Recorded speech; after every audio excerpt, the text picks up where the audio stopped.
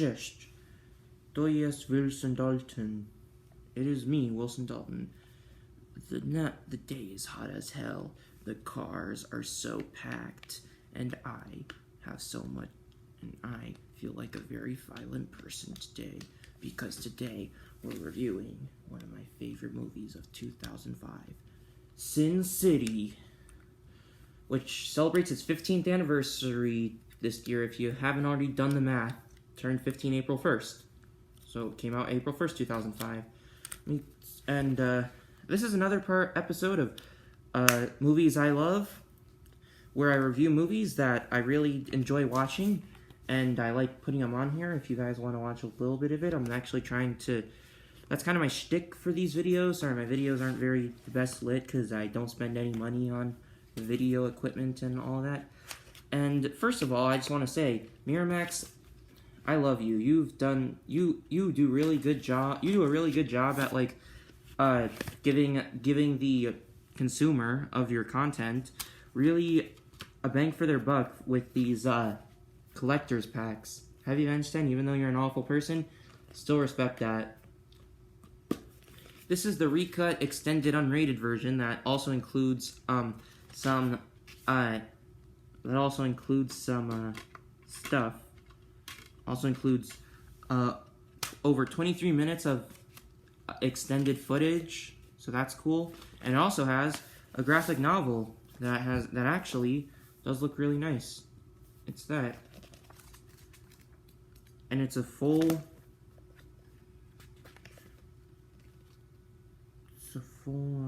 I can't even count. Over 170 pages of actual comics. Damn.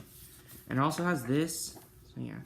So yeah. So what do I like about the movie in particular? First, we gotta address out what everyone knows about it: the visual style. It is in black and white with a very good attention to detail with certain characters in the movie. So, for example, they had to make this movie really worth its R rating. They insert a lot of red blood and like other colors of blood rather than just like black and white blood. They also add color to, like, it's kind of like Schindler's List, where they add that one dress red to symbolize that one character in the movie. They add the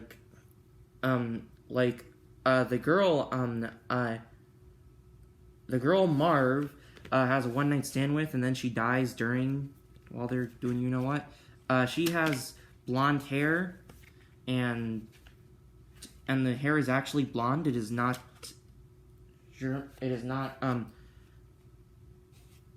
just black and white. There's also like Becky in the movie, played by Alexis Bledel, has blue eyes.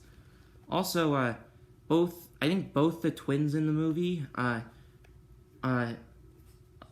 Goldie and her twin sister Wendy, both played by Naomi King, both have yellow hair to symbolize stuff. So there's that. What else do I like about this? What else do I really like about this movie? Well, I think that this movie is really it's one of the most revolutionary movies of the 2000s. It came out at a time when comic books weren't what they are today. Comic book movies. I think when Iron Man and The Dark Knight came out in 2008, that's when like superhero movies were really starting to be taken seriously. And then like 2011, that's when superhero movies were really like bankable. They like released multiple a year. Like Marvel released 2 that year, Thor and... So not only is it revolutionary, but it is an attractive movie to look at. It looks kind of gaudy today, kind of a bit, not really tawdry, but just like it looks very goofy today. It's a really cheesy movie with really memorable catchphrases. A hard top and make it... Sorry, I forgot. And it's also a movie with a lot of soliloquy and monologues. And it features... and what I think the best feature in this movie is that it has one of the most impeccable casts I've ever seen. some of my favorite actors of all time: Bruce Willis, Michael Madsen, Carla Gugino, Elijah Wood. 2005 was a good year to be Elijah Wood. Not box office wise, because I think both Everything is Illuminated and Green Street Hooligans, both great movies. You should check those movies out. Very underrated movies. They also came out in 2005, especially Everything is Illuminated. That's a great, great movie. I also really like, I think this is a movie that really, displays Robert Rodriguez's, desire as an his really shows, Robert Rodriguez as an auteur of, these sort of hard R, like, crime movies, kind of like, his, Mexico trilogy, Once Upon a Time in Mexico, Desperado, and El Mariachi. But this is where he really shows that he has a lot of experiences in movies. He doesn't actually go to film. I don't think he actually went to film school. He's just someone who had very humble beginnings. Like his initial, like El Mariachi was like a micro budget movie that was actually filmed in Mexico to save cost. And yeah,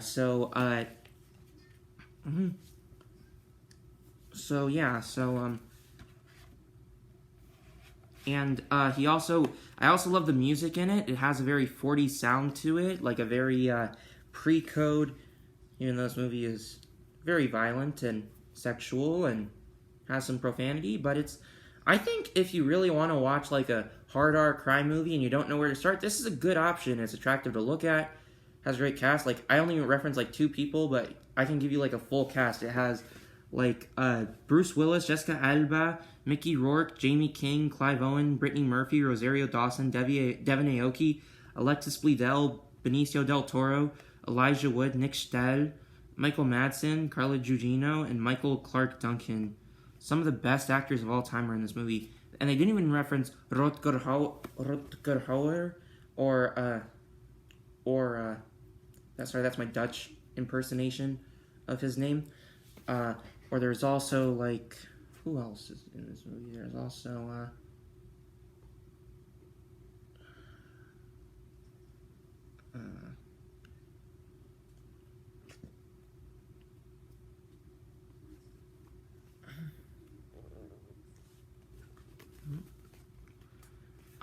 who else? Sorry. There is probably more people. I'm trying to think. Yeah, Rutger Hauer's the only one that comes to mind that wasn't previously mentioned in this cast. So yeah, so I'm actually recording this out of script, so that's why this video is kind of long, but this is a great DVD to buy. It doesn't always come in the best condition. This is this one's pretty beat up and it kind of falls apart, but yeah. So I think what I also really like about this movie is that it's one of the best cheesy movies to watch. It is on the levels of The Day After Tomorrow, of like funny, way too smart for its own good type of writing in it. I think this movie is perfect for that writing. I love how the story is interwoven. I think an unpopular opinion of mine is that people think that this movie is an anthology movie, but it really isn't an anthology movie. It is more of to me, it is more of a multi-arc movie. That's what I call it. A movie that has, deals with multiple character arcs and different, stories in the movie. Kind of like, Babel, released a year later, or John Singleton's Higher Learning, that also deals with, situations like that. Kind of like a Crash in a way. Actually, Higher Learning and Crash are very similar. They're racial dramas that are also feature a lot of characters. So yeah. So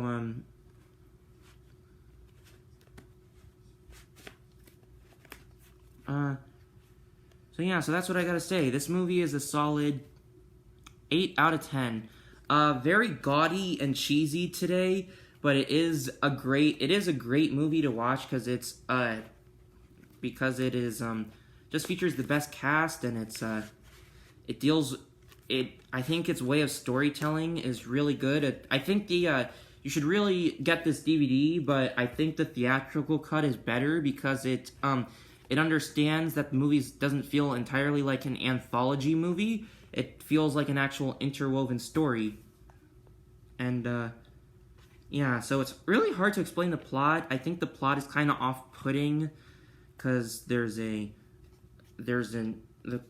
plot's kind of off-putting if you try to explain it to someone. My mom doesn't really like this movie and wouldn't let me watch it for a couple months. So yeah, but I started really thinking about this movie when my friend Jackson Malte brought it up. Everyone should here's another shout out to one of my friends, is Jackson Malte. So yeah, that's cool. And so it deals with like a seasoned cop who is trying to save a murderer and a rapist. Sorry, you can't say that on YouTube, so I whispered it under my breath. From a young girl who grows up to be a stripper at a bar that everyone goes to in the movie. And her name is Nancy Callahan, and she's played by Jessica Alba. And Nick Stahl plays the murderer. And, I'm not gonna say it again. And the yellow bastard. And Bruce Willis tries to save him from that. While also in the city, he is trying. Mickey Rourke, who is on screen right now, has a one-night stand with a girl named Goldie, and he goes through he becomes sort of like a vigilante trying to find out who is responsible for her death. She might have been like, I don't know, that probably no real anatomical reason she's correct, but if I had to hypothesize how she died, I'd have to say when Goldie died from I think she might have been maybe poisoned pretty much before, because that's how many people die from poisoning, if you don't already know. Also, Elijah Wood plays like this really creepy murdery guy who mutilates and tortures Marv's friend, an attractive lesbian woman named Lucille, played by Carla Gugino. That's my best Italian impersonation.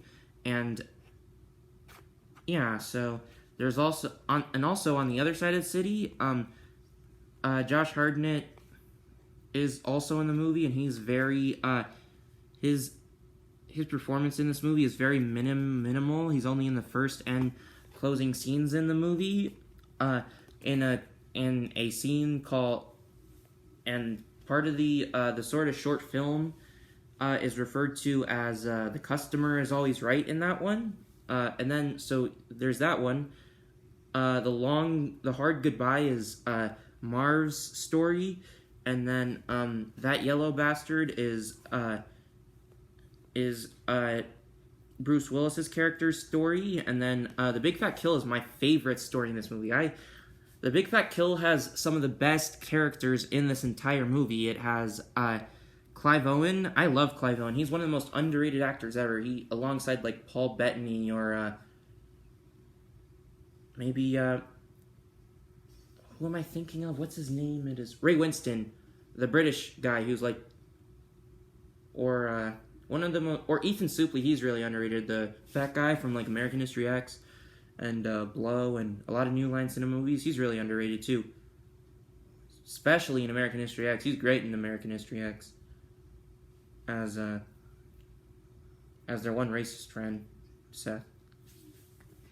So yeah, so Clive Owen's character in the movie, he plays Dwight, and he's the new boyfriend to a prostitute, or a ex-prostitute, who's a waitress at the aforementioned bar that is there, and her boyfriend, a drug dealer named Jackie Boy, is what he goes by, and he's played by Benicio del Toro, and he is a violent, very creepy, and very F-boyish sort of character who just wants to who just screws him over, and like is only in it for Geschlechtsverkehr, which means sorry, I'm trying to keep this video monetizer friendly, even though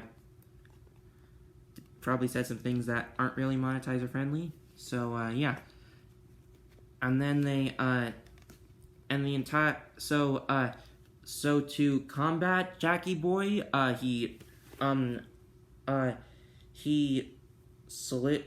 Dwight solicitates some like super cool like vigilante assassin women who are part of the Old Town, which is a town almost run exclusively by women that is full of prostitutes and like a lot of just like crazy people like vigilantes and all that.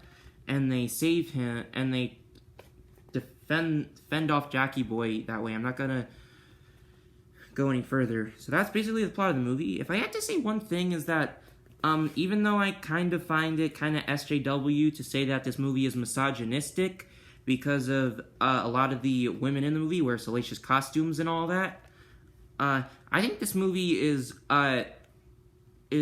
strictly trying to tell a story, and it is not trying to do much else. Also, I don't know if a lot of people think like me, but I really like Dark Horse movies a lot. I like Hellboy is one of the best superheroes of all time, don't even lie. And I also really like Mystery Men is a great movie, and The